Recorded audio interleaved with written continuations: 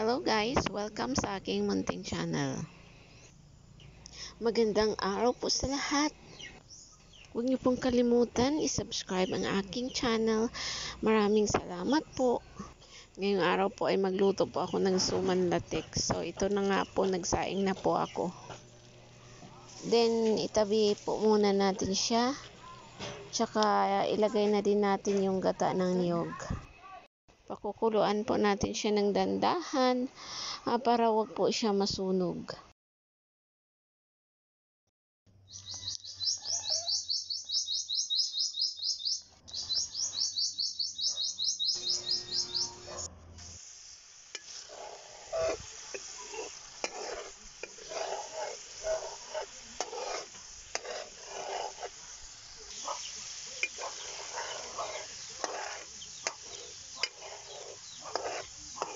Gawa tayo ngayon ng latik guys.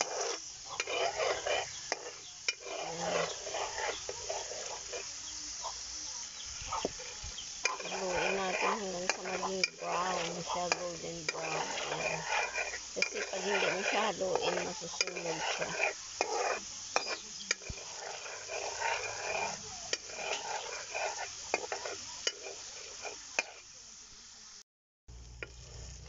So ayan, malapit na siyang mag-golden brown. So haluin pa, haluin ng para hindi siya masunog. Yan.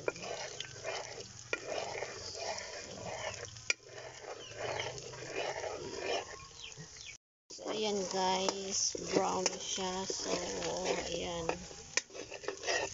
haluin mabuti kasi yan, susunog na. Ang lakas ng apoy ko, hindi ko makontrol. Ayan, pwede na yan kasi ibaba natin. Oh. So ayan, dito natin haluin. Tinanggal ko siya sa apoy kasi pag hindi ko siya tanggalin, sunog na siya, masusunog na siya. Ayan, oh, brown na siya. Oh, golden brown na. Ayan. So ang bango guys, alam nyo, ang bango talaga. Yan, latik. Ganito lang yung gumawa ng latik. Kasi magluluto ako ng suman, kaya gumawa ako ng latik. Ayan, pwede na siya, hanguin ko na ha.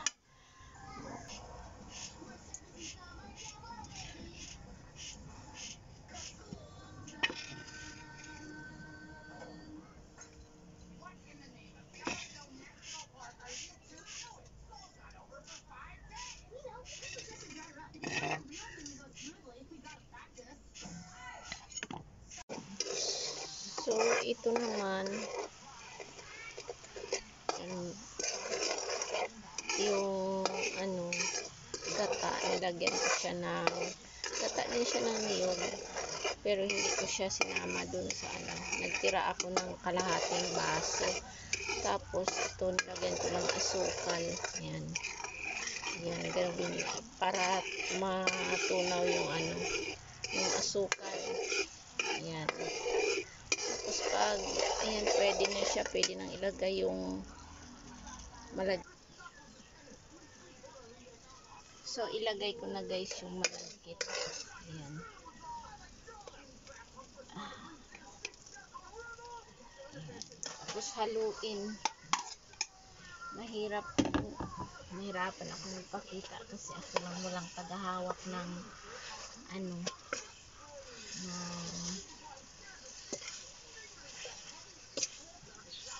camera. Ayan. Haluin siya.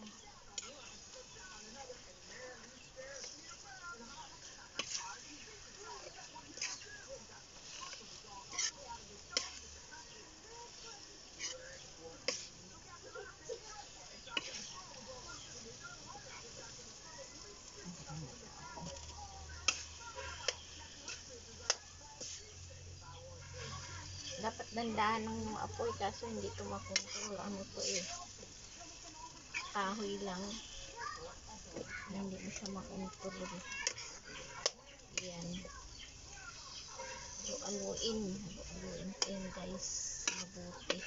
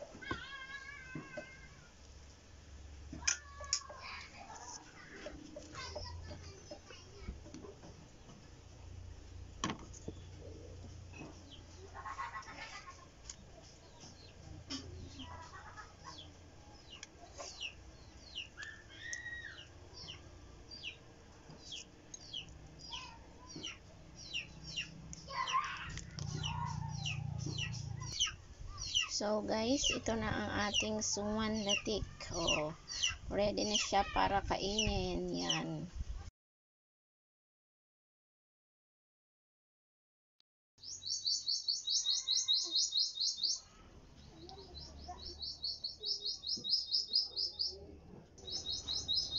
Ayan, nahiya pa yan ang aking model magpakita ng mukha.